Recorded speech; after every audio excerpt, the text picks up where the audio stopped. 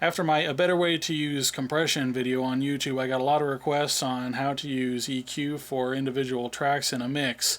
Now, before I get into anything, I will tell you up front, the most important thing is how you hear the record. You have to have good monitors, they need to be good full-range systems that can cover the entire human hearing range, because if your monitors aren't going to reproduce what's been recorded, you're not going to be able to hear it properly, and you're not going to make good decisions because of it.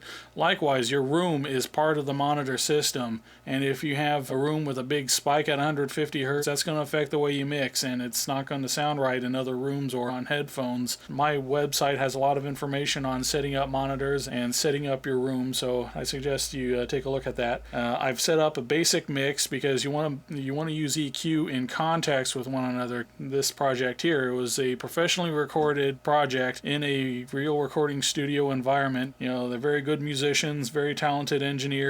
You want to always start out with the best recording possible. Don't get a bad recording and say I'll fix it later, because it'll never be great. And let's hear what we have.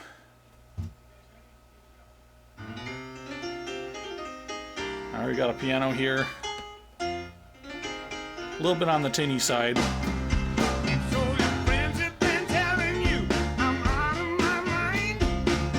Actually, I kind of like that. I think I'm going to leave it.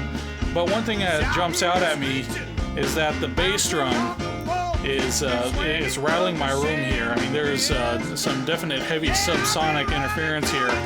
Most likely because the person who recorded this didn't have a subwoofer on the system that can go all the way down to the lower extremities of human hearing.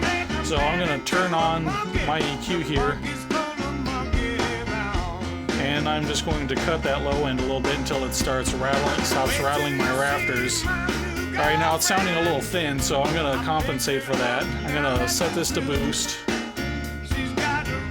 I'm going to sweep the EQ back and forth a bit until I get the sound that I like. Alright, that'll work. Okay. I'm not really liking the sound of these overheads. They're good. But the cymbals are a little harsh, I think, so I'm going to turn on the EQ here. And I'm going to set the EQ to boost here. The harshness is generally in the high end, so I'm going to sweep this back and forth until it exaggerates the problem most. Get that other one out of the way. Alright, there it is. So I'm going to set that to cut just a little bit. I'm going to copy that on this other overhead. A little bit more of a cut.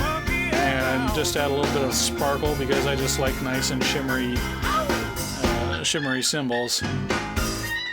Now, one thing I want to say about this, what I'm basically doing here, instead of trying to boost something that's not there, I'm going to try to find offending frequencies and cut those on the EQ before I start to boost stuff.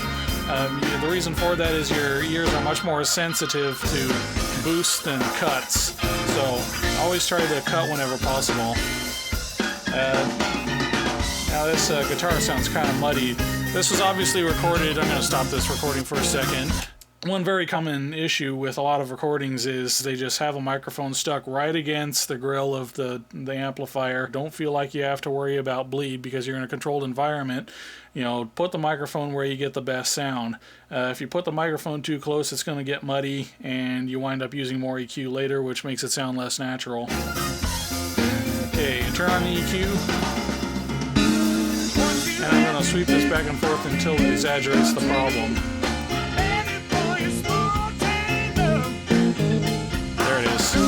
Set that to cut. Okay, that's pretty good.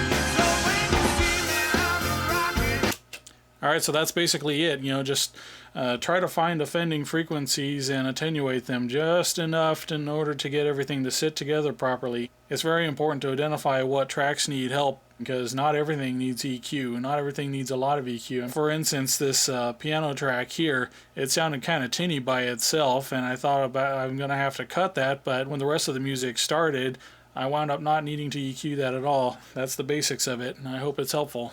Thank you.